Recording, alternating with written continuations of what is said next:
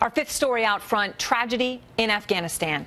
A daring rescue to free an American doctor who was kidnapped by the Taliban in Afghanistan has cost the life of a Navy SEAL. Petty Officer First Class Nicholas Chek was killed Saturday during a raid to free Dr. Dilip Joseph. He had been kidnapped by Taliban insurgents last Wednesday.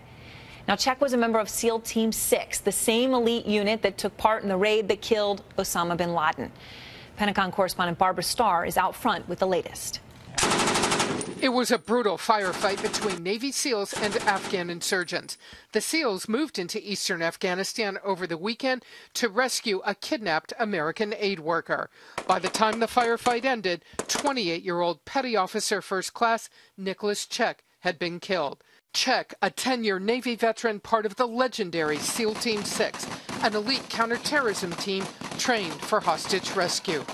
Dilip Joseph was one of 3 staffers from the relief organization Morning Star Development. We're really hoping that we can instill hope into a country that has been dealing with conflict over the last 30 years. He and the others were kidnapped last Wednesday while returning from a visit to a rural medical clinic in eastern Kabul province. They were stopped by armed men and taken to an area about 50 miles from the Pakistan border.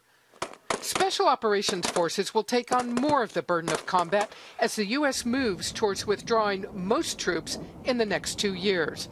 Seth Jones, who has advised commando units, calculates 4,000 to 5,000 Special Ops forces could be left behind. The role of Special Operations in Afghanistan will be severalfold. One is targeted strikes against insurgent leadership. Second, training Afghan national security forces, both army and police.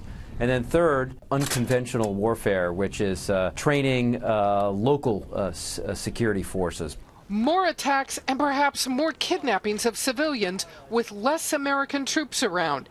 It will become even more risky to be in Afghanistan, many say. It was a risk to get Joseph. One General John Allen, the top commander in Afghanistan, knew he was taking in ordering the rescue when intelligence showed that Joseph was in imminent danger of injury or death. Jones says there are several things the SEALs would have known before they went in. You need to collect intelligence on the target to see where they're at, who's guarding it, what the terrain is like. Second, you've got to look at how you're going to actually insert into that area.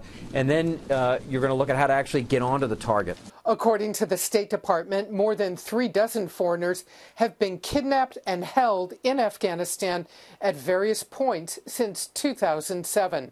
It continues to be a risky place for civilians and troops alike. Barbara Starr, CNN, The Pentagon.